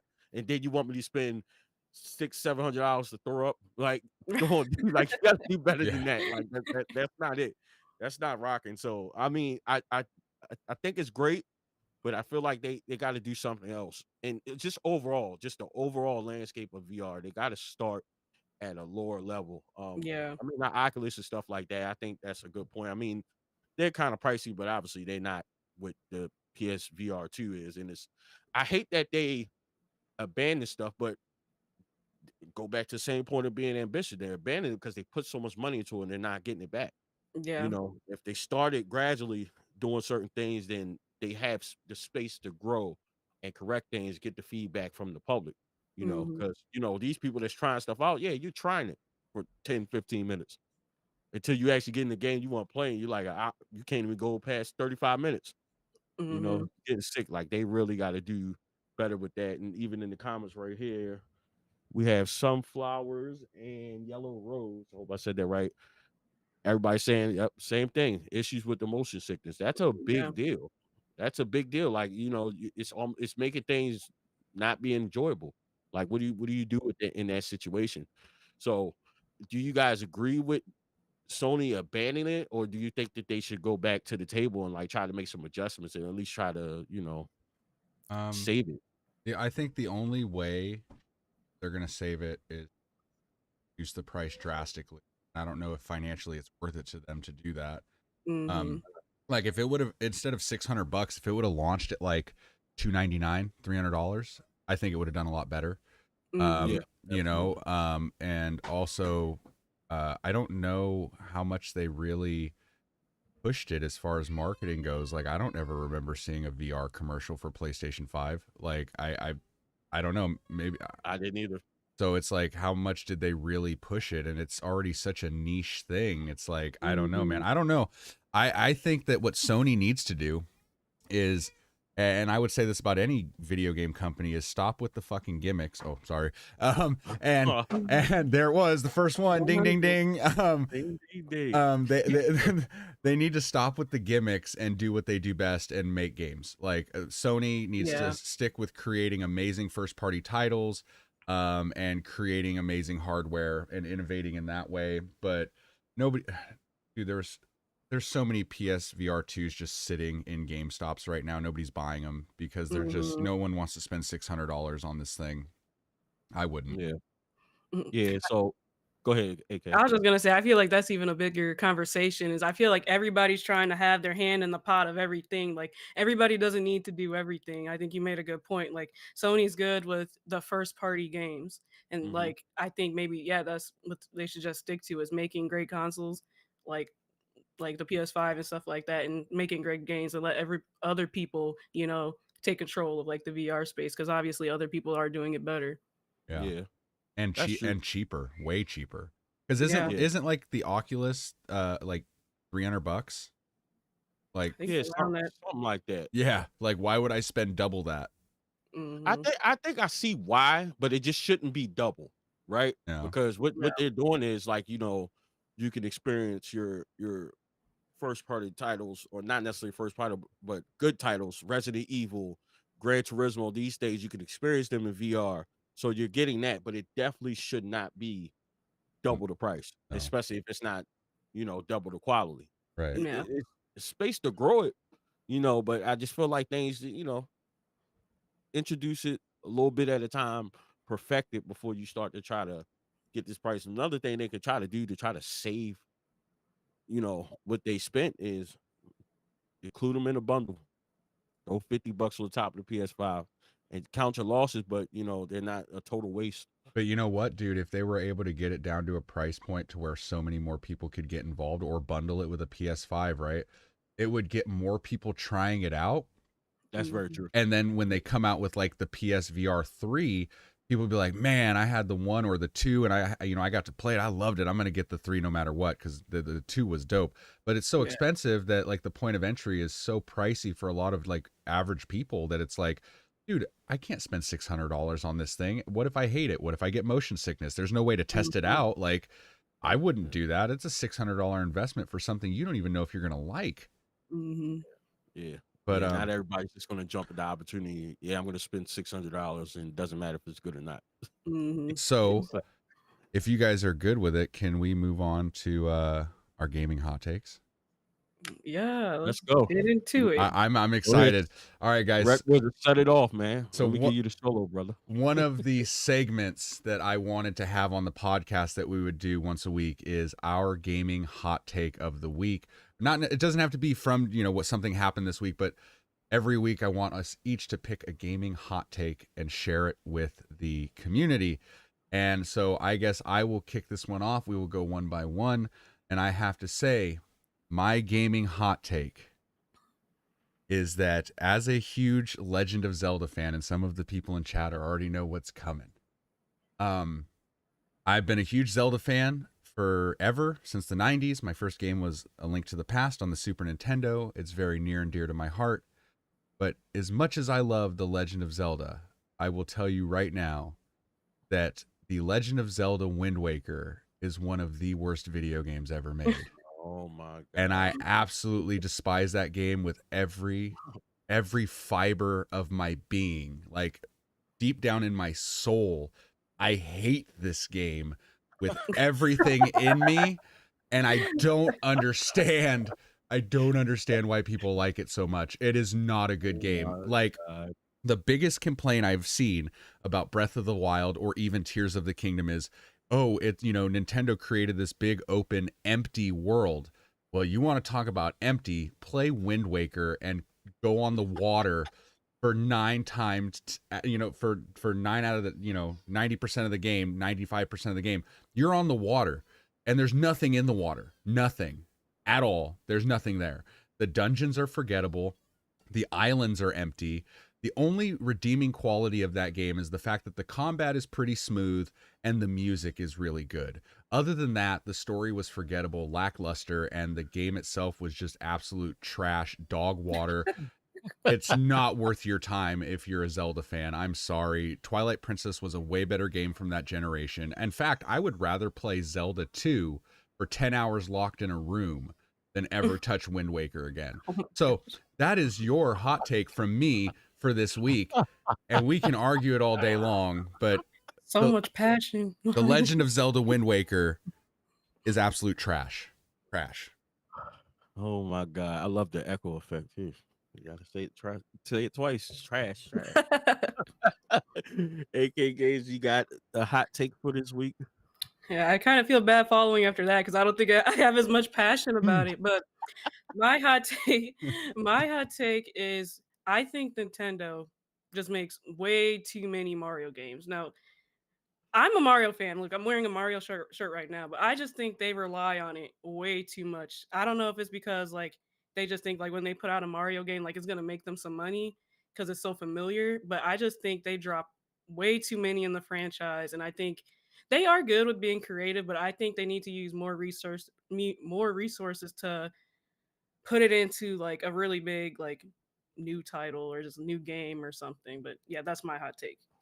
You know, it's when you say that, I just had to look it up because you're absolutely right. There is a total of 238 games featuring Mario. Like, that's a lot of Mario games, dude. Yeah. First of all, do y'all not see what co-hosts y'all have on here? Like, seriously? Seriously? Like, are you kidding me? Oh my god. Too many of them. My hot take is RectWizard and AkayGames are just PlayStation fanboys and girls that just hate the fact that Mario's literally, you know how Jerry West is the logo for the NBA? Yeah. Mario's the logo for gaming, bro. Yeah. No, he is. No, I can't argue with that. It's not a bad hot take. They do drop a lot of games, but to kind of touch on what you were saying, piggyback what you're saying, that probably is the reason they drop it because Mario is very recognizable. Just for sure. The casual person, right? Yep. Especially with the movie and stuff coming out. But yeah, I think they just have different. They have instead of maybe if they had like the other Nintendo IPs, if they came out more often, it wouldn't look as bad. You know, but I mean, yeah, that's a fact. They absolutely gonna rely on Mario because you got people like me. I see Mario, I buy. I'm not thinking about it. Like, and that's the thing, dude. Is like, you know, Nintendo knows that if anything with Mario, Zelda, Kirby, Donkey Kong, Pokemon, any of that stuff, no matter what it is, good game or bad, because there are bad Zelda games, there are bad Donkey Kong games, there are bad Mario games, and there are really bad Pokemon games. But like, they will sell every single time, millions and millions of copies. So, absolutely. I mean, it's just easy money for Nintendo, dude, no matter what. Yeah, I pulled a comment from Curtis in the chat. He said, yeah, but you could say that's just them as a brand aspect. If you have one of the most likable characters ever to be created across all generations, they should be making more of them. That's very true. You know, it's still, we're fans. You know, we're looking at it from the fan perspective, but it's also a business. You know, so that's absolutely the reason why I've had this conversation just, you know, amongst buddies and stuff at work, and they were like, oh, all they do is remake the games. So, like, yes, but sometimes they need a remake. Just kind of like Rec was saying, if it was to make Twilight Princess and Wind Waker. Wind Waker. I'm sorry. No, it's both. Well, yeah, okay. So any of them, sometimes, like, you know, especially something that was underwhelming as far as sales, like the Wii U. That's kind of why they did it, so they didn't feel like they wasted it. And I can understand it from that perspective. I think people just, they're coming out saying games, but you didn't like the Wii U. So that's not to say that the games on there was horrible. Right. You know what I'm saying? It's more so like, we still want to get this out to the general public because we did invest time in it and, you know, our ideas and stuff like that. It's not that the game was bad. It's just that, you know, they didn't like the console, you know. The Wii U was great for creating a lot of awesome titles to come to the Switch. Like, honestly, like Wind Waker HD, as much trash as I talk about it, but then there's also Twilight Princess HD. Those need to come to Nintendo's next gen console. Another game I was really disappointed that didn't come over to Switch from the Wii U was Yoshi's Woolly World. I would have really loved to have seen that. But we got Yoshi's Crafted World, though not as good as Woolly World. It would have been nice to see that. But Mhm. yeah, dude, I think that Mario, I love Mario. I'm a huge Mario fanboy, but there are Mario games I don't play. I don't play a lot of the RPG turn-based Mario games like the Paper Marios and now this Brothership game that's coming out. Mario RPG I've played a little bit, but that's not because it's Mario. It's because I've never really been into turn-based RPGs that much. I've played a couple that I've loved, but overall I'd rather play an action RPG or an open world adventure like with action combat rather than turn-based. But Mhm. you know, Paper Mario Thousand Year Door is fun. But they're not my favorite Mario games. I prefer the 3D, you know, Mario 64, Odyssey, Sunshine, stuff like that. Those are my favorite Mario games. But yeah, there's a lot of Mario, man. A lot of Mario. But you know what, dude? He is literally surpassed Mickey Mouse. Like, No, honestly. yeah. Yeah. But you know, so that's just easy money for Nintendo. Like they could slap Mario on any game and it will sell. Mhm. I That's don't think true. they should stop making it. I think they should still make it. I just think it's just too many. Like, Yeah.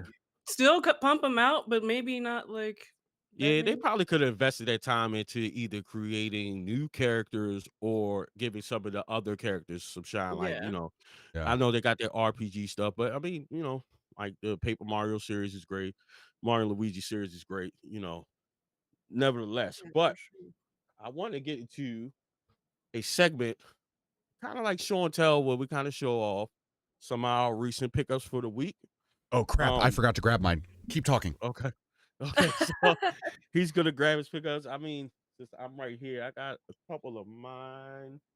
Uh, yeah, I can go with these. So recently went to one of my favorite local stores, Play Raven Games. Shout out to Play Raven here in Maryland in Eldersburg.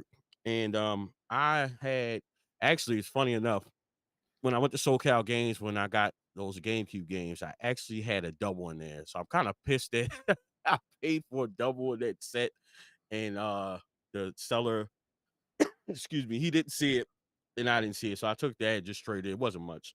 So I was just like, all right, I'll just take that trade in and try to get something I want. But I went up there and I've been getting some CIB games lately, getting them in box, even like Japanese ones. So they had the Japanese section.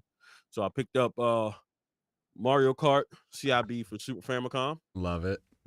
You know, not the greatest shape, but hey, it's CIB. I'll take it. No, dude, And it's then awesome, man. It's dope. I'll also pick up Mike talked about this game in the beginning. Super Mario Bros. All Stars. Love that game. CIB. One of the greatest Mario games ever made. Honestly. Yep. So these were, I feel like I got something else. Oh, one more thing. Hope this floor is correct. I should be able to- hope no fall. Again, something almost there for. So if you guys don't know, or you will know soon, I am collecting the Wii. It's the Wii man. So when I'm out, I normally, obviously, I'm looking for Wii games, but I'm also looking for like some of the big box titles because quite a bit of big box games that's available that includes like a microphone control or something like that. So I did pick up Glee Karaoke Revolution because I think I had 3. This was like $5, so I was like, Dude, I don't have that one. my wife And would love that game.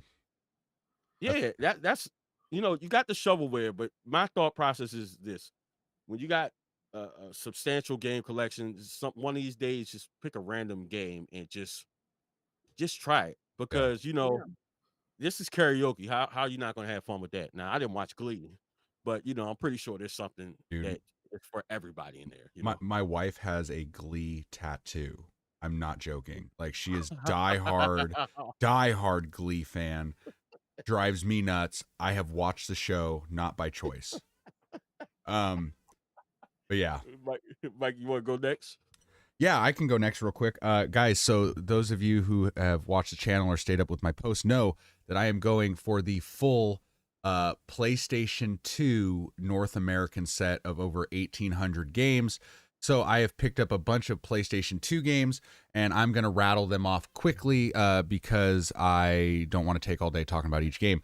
I picked up a bunch yesterday at my buddy's store, Laughing Crow Collectibles in Modesto. I did a big trade with him and picked up 16 games, and then I picked up a bunch from SoCal Gaming Expo as well. So here's some of the ones I got. We got Avatar, The Burning Earth. We got Disgaea, Hour of Darkness. We got Disgaea 2. We got Dot Hack GU Volume 3. We got Victorious Boxers 2. Okay. Harry Potter Quidditch World Cup.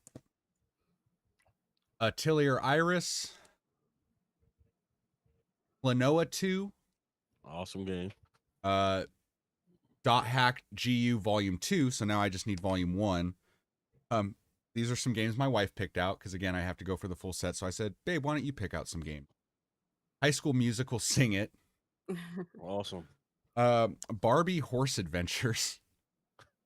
I got that game. Jeopardy. Friends, the trivia game. Yes. The Sims 2 Pets. And then, guys,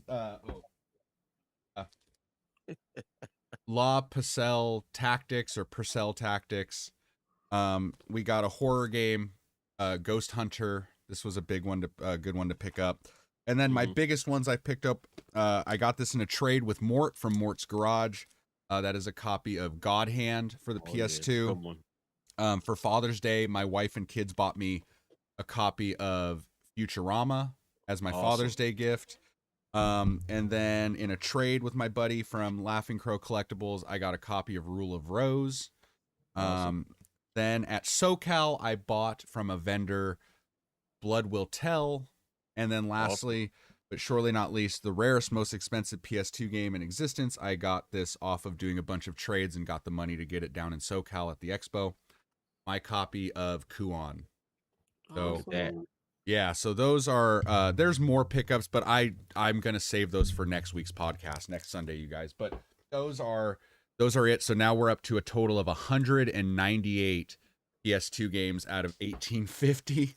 So oh man, you put a dent in that library. Yeah. 1,600 more to go, baby. Oh man. But yeah, dude. Okay, what you got? Yeah, so I don't have a lot to show off, but I'm really excited for this pickup that I got because I've been one for a long time. But I picked up this not new, but like kind of this modded PSP. Ooh, that's gorgeous. I'm so excited to play it because I had one when I was younger, and I really just wanted to, get back into the PSP. So I picked one up off of Etsy, and yeah, I'm really excited to play it. I have Vice City Stories. I have a Ratatouille game. I have Thrillville, and then also this one actually came modded with thousands of games to play. So this is gonna be taking my time a lot. So yeah, that's awesome. So it's modded. What is it modded with PSP games, or do you have like other consoles on there? It has other consoles on there. That's sick. Heck yeah. Yeah, like I remember seeing like a Wario one. I don't really know too many off the top of my head because I just got it like the other day, so I haven't had too much time to like sit down and like play it too much. But yeah, it has so many games. I'm so excited. That's dope. Awesome. Yeah. Let's hit the chat. So Curtis said he loves the color of that PSP. I do too. That is awesome. Green's my favorite color. So yeah, same. It looks like it's kind of like an emerald green. It's like really pretty. Like I know. I'm so excited. It's gorgeous too. Knucklehead 86 says he never knew they had a Fred's video game. I don't think I knew that either. Knucklehead, I'm right there with you, bro. I had no idea. I literally told my wife I had like $300 in trading credit, and I was like, all right, babe, you go ahead and pick the first half of the games, and that's what she picked. So yeah, we're gonna play some Friends trivia. Hey, hot take of the week. Rec definitely knew there was a Friends game. He couldn't wait to get it. Oh, you lying. now you're lying. He totally knew. Wait a minute. Marcus, you didn't give your hot take. You didn't say your No, you didn't. You left. Man. I didn't. No, you're right. All right, so let's backpedal because apparently I have to give my hot take. Yeah. It's just gonna be random because I tend to not think about it, but I've kind of led on with some conversations about this. I'm not a fan of Xbox anymore like that. Okay. And I don't mean like the old stuff, like the OG Xbox and the 360. What I mean just Xbox as a company, because I feel like they kind of just gave up on their brand. I I agree. Yeah. don't like, it's not to keep the quote unquote console wars going, but as gamers, we want to have variety. I honestly, I'm not a fan of seeing different games on different companies' consoles. I don't like it. I don't like it because I feel like give me something to make me want to buy your console. Right. And if you guys aren't familiar, I had I'll get to that comment. I'm gonna show that real quick. So Figure Drawing says Xbox had 5 preset. That's very true, and he also said no to Game Pass. So I'm gonna get to that. So if you guys aren't familiar and haven't followed the channel, I had an Xbox Series X. I sold it recently, like a couple months ago, because I literally had that console for what's it been out almost 4 years now. Yeah. I bought one game, and that was Call of Duty. And the reason I bought it was how I purchased my Xbox Series X. I had Game Pass Ultimate, so obviously I get to play online, and I play Call of Duty online. I literally never bought anything else for that console. It was nothing that I wanted, except for maybe Starfield recently. But what I did end up doing, because I'm still a fan. I do collect Nintendo, but I do like to play everything. Especially Call of Duty. Unfortunately, I can't play it on the Switch. I probably wouldn't if I had the opportunity. I'd rather play it on something else. But I did end up trading to get a Series S. You can kind of see it down there in the background. And I refused to pay over $100. I actually paid $70 for that, and I pretty much got it for trade, so I didn't pay at all. If I make the suggestion to anybody, and I'm all about physical games, I'm all about it. But in terms of this current gen Xbox, I would absolutely go with the Series S, because all you need for that is Game Pass, Yeah. and Mhm. you are good to go. Yeah. It's just it's a Game Honest, Pass like machine for sure. yeah, that's all you need. I would not spend the money on Series X because, and that's part of my hot take, Xbox lied to us. I don't know if you guys are familiar when they were talking up the Series X before. It's backwards compatible with everything. Then it comes out and it's literally like backwards compatible, like a handful of games. That Mhm. really, really, really pissed me off. And some people are like, oh no, they said no, they didn't. They literally said it would be backwards compatible with all of their consoles. Now they're picking and choosing which games and stuff like that, and even that list is short. So that's my gaming hot take, that Xbox failed. They gave up on themselves, I think. And I understand it's a business too, but you also stepped into the gaming room. So you gotta give a little bit to that. Yeah. Not just the business portion. You gotta give a little bit to what you stepped into. So if anybody has a response to that, then I do. Yeah. go ahead. So I kind of agree. I agree with you 100%. That's the reason why I haven't bought an Xbox yet. And actually, I remember hearing Phil Spencer did some kind of interview because people were like saying the same thing, that like Xbox isn't really taking off. And Phil Spencer said something along the lines of like, oh, like new games or like creative games aren't going to make or break a console. And I just was like, what are you talking about? Like, I feel like games are like the thing that would like make me want to buy the console. So I don't know if just that kind of attitude is what kind of sunk them. But I Mhm. do agree their latest showcase was really good. Now I will give them that. I really like their latest showcase. Mhm. Yeah. I mean, there's a lot of games that are coming to Xbox that I'm excited about. The only problem is the Series X and S have been out for 4 years, and I mean, I can't really think of too many games that were exclusive to the console at all that makes you want to go Exactly. buy it. I mean, there was Starfield, but even though I'm a huge Bethesda fan, Starfield's not great. Like, if you're expecting a Fallout or an Elder Scrolls game, you'll be really disappointed. Honestly, I was not a fan of that game. I would rather play Cyberpunk or Fallout 4 than play Starfield. That's just being honest. I think it's not a very good game. So honestly, ever since I got my PS5, um, and I've had a Switch forever, my Xbox Series X has become the YouTube machine, or like my Netflix machine. Like, honestly, like, because like once in a blue moon I might jump on Game Pass for something. It's very rare though, because I'd rather be playing my PS5 or my Switch or one of my retro consoles, because there's nothing that Xbox offers me that I can't play on PS5 or Switch. Like, I mean, honestly, they're like, I don't even know. And that breaks my heart to say, because I used to be a big Xbox fanboy, like Xbox 360. all the way up until I was just talking about earlier in the show. I stepped up and sat in line for 12 hours to wait for the Xbox One.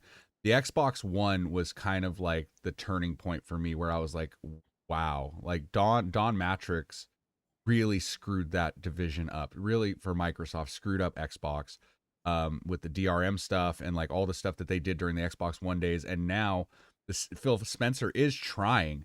Like, I like Phil. I think he is really trying to save the brand. But dude, the Xbox One really shot them in the foot. And the fact that they don't care enough about exclusive titles, they just want to put their games on everything, on every platform. It definitely hurts them even more, to where it's like, bro, why are you even making hardware anymore? Just go ahead and put Gears of War on a PS5 at that point. Like, who cares? Like, if that's the mentality you're going to have, like, just go ahead and put Halo on the PS5 and on the next Switch. Like, whatever, you know? Yeah. Something that Glenn, shout out to Glenn in the comments. He was just saying that something Phil Spencer said. He was like, mind share is difficult to overcome. That's true, but let's look at a little bit of the history of Xbox, the past couple releases. First of all, 360 was great, right?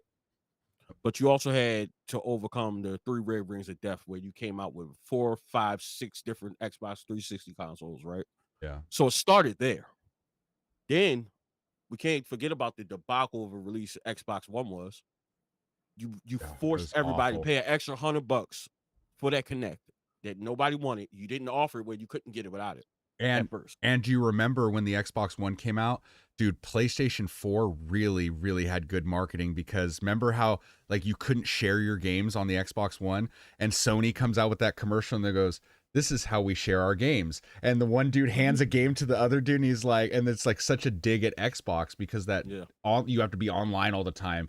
The DRM, you can't share your games. Like, what was Xbox thinking, dude? Like, it was Don Matrix ruined that division. That guy freaking sucks.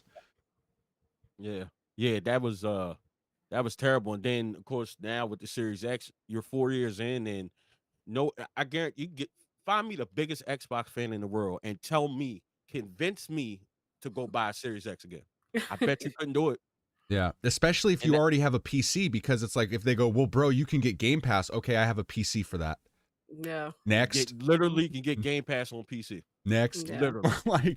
like tell me, like, if we're going strictly like you can't even use Game Pass because I can play it on other platforms, dude. Like, you can like play Game Pass in your freaking Tesla. Like, give me another reason, like a solid reason to make me go buy an Xbox over a Switch or a PS5. You can't. Oh, that's true. What? You got any thoughts on that? Sony, you got any thoughts on that or no? Sony did drop the ball on the PS3 when it first launched because of the price point. The fact that like the 360 was like $300 and the PS3 was like $600.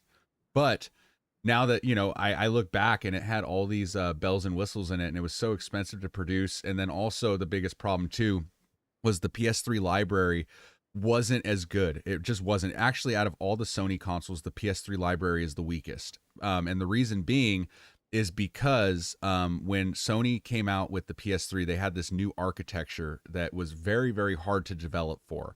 And a lot of third-party companies didn't want to touch it with a 10-foot pole, or the ones that did, the games were buggier, glitchier. They ran very poorly on the PS3 compared to the 360.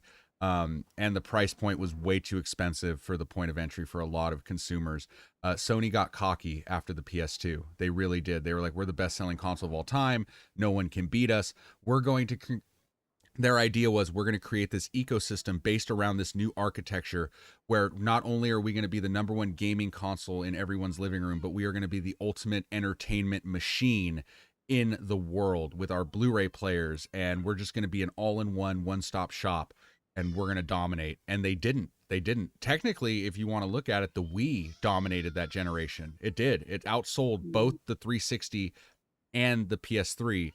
And for a while, the 360 was going to beat the PlayStation 3 until they went back to the drawing board, scrapped the PS3 fat, and came out with the Slim. And once they did that, they were able to catch up in sales to catch the 360 and actually pass it slightly.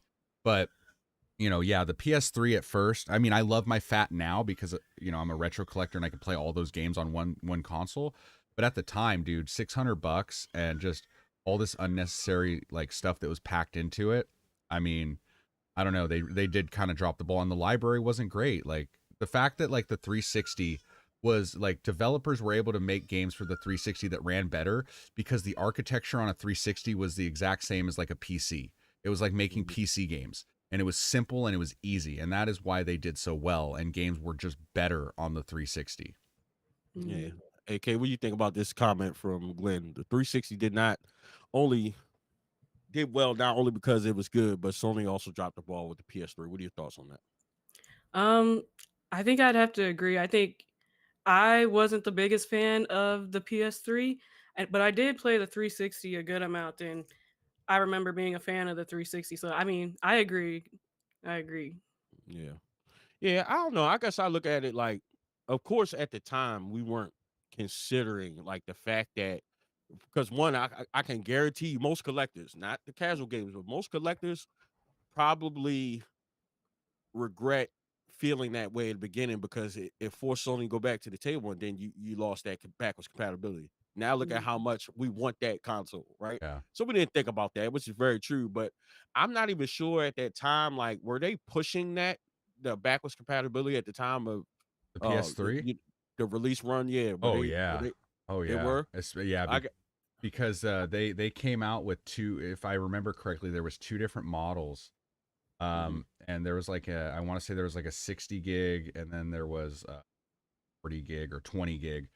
Um, Yeah, yeah, that's right. I remember that. Okay. and I know that they were pushing the backwards compatibility because they wanted it to feel like the ultimate entertainment living room, where you play everything. You could watch Blu-rays, you can watch DVDs, you can listen to music on your CDs, and you could play your PS1, your PS2, your PS3 games. Like they wanted to dominate living room, and they thought they were going to run the whole world with this new architecture and this new thing that they were putting out, and it just ended up backfiring. Yeah, that's a good point. Yeah, I completely forgot about that, but I'm pretty sure that's what they were aiming at. And if I'm not mistaken, I'm trying to think. That was probably uh that first initial price jump with consoles, right? Because like the N64 and stuff was about $300, correct? Like in the PS2, Yeah, that the was $299, right? I Because I, that was their whole I want to say they were like, yeah, it was like $300 for the PS2, but I can't remember off the top of my head. yeah, something like that. But I'm sure like now in theory, of course, everyone would prefer that because thinking back, and it was I guess we're thinking it's bad, but at the same time, it wasn't that bad of an idea, especially seeing as PS2 did so well. So maybe Yeah, it's not them being cocky. It's more so, no, you can play your PS2 games on here still, and Mhm. that's a big thing for parents, especially like for the holiday season. Is like, oh, I spent this on this console. I'm not going to go and spend $400, $600 on a new console. You can still play Yeah. this. right. So I get it. I think it just you know kind of lost itself in that. Um, But but do you guys want to do the outro? We're coming up on 2 hours. Yeah, for yeah, sure. We're at an yeah, hour and 53 minutes. yeah. We got our 53 minutes, so we're gonna wrap this up. But if you guys are just jumping in and tuning in late, and also for the audio listeners, just for this particular or maybe the next couple episodes, we probably will be streaming from multiple platforms and different channels. But we do have a YouTube channel for the podcast. It's in the description, so please go in the description and subscribe to the channel. Also, we started up a Discord for the channel. We want to build that community as well. Make sure you go into there and join that Discord as well. But please make sure you go in the description and subscribe to the podcast channel because eventually we will be streaming solely from that channel. Yep. Just to reiterate that. But we're gonna be signing off. Let's head to AK Games. Let the people know where they can find you and what you got coming up in the future for your channel. Yeah, so I mean, you can find me on YouTube at AK Games, AKY, AKAY, or sorry, AKAY Games. And it's the same on Instagram and TikTok. And usually just on my channel, I do a lot of game analysis. I just did a Arthur Morgan character analysis. Love doing those. And I also do Huh? PlayStation news. And yeah, so you can find me there. Awesome. RectWizard. Let the people know what they got what they can expect from your channel and where they can find you. All right, guys. So with my channel right now, I do a lot of short form content on YouTube, Instagram, and TikTok. That's kind of my bread and butter content. I love doing it. But I also started my new series where I'm hunting for every PlayStation 2 game in the North American library. So that's going to be a lot of fun. I also like to do like store reviews of like video game stores, either online or in person.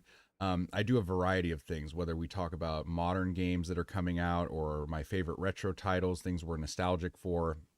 And then also, guys, as far as the podcast goes, we will be live every Sunday moving forward at 9 a.m. Pacific time, 12 p.m. Eastern time, again, every Sunday. I'm streaming it here on my channel, and VideoGameVotary Marcus is streaming it on his channel. But eventually the idea is to stream it to the podcast YouTube channel. And that will be put in the video description of our videos down below. Make sure you guys please check out all 4 co-hosts channels individually. We are all our own creators and have our own channels on YouTube and other platforms. So definitely check us out as well. Our channels will be down in the video description as well. And I'm really looking forward to this podcast, dude. Like, this was a great first episode. I'm having a lot of fun. And I love my co-hosts. I love like doing this with you guys. This has been amazing. This was a great first episode. I had a great time. Dude, it's only going to get better from here, man. And I appreciate everybody in the chats that have been watching and talking and commenting and being active and all the support, man. I really appreciate that. Yeah, absolutely. Thank you to the chat. You guys were super active. I definitely appreciate that. Makes the podcast go smoother, opens up conversation, and just being able to engage. We definitely appreciate that.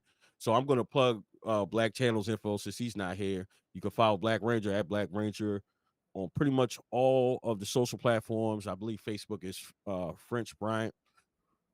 It's probably going to be the only one comes up because his name's French. He's different. So you can find and follow him there. Again, his channel and everybody else's channel is in the description. And for me, what I got coming up on the channel, I'm telling y'all right now, you do not want to miss next week's episode. We gonna be revealing some big time information. Some people know about it, but not everybody. But everybody will know, so be on the lookout for that. Can I guess? Also, Can I guess? You're selling your Wii collection and you're moving over to PS5. That's funny. No, absolutely not. But also I will be at Southeast Game Exchange in another next week. So I'm excited about that. If you guys gonna be there, hit me up. I will be in the building. So look out for that. You can follow me on all gaming and social platforms at VideoGameVotary. And this is a wrap for episode 1 of the upcoming Retro Podcast. Thank everybody for showing up, showing out, being in the comment section. Don't forget to follow the channel. We'll see y'all next Sunday. Yo, I appreciate you guys. See you next Sunday. Bye. Later. Happy hunting.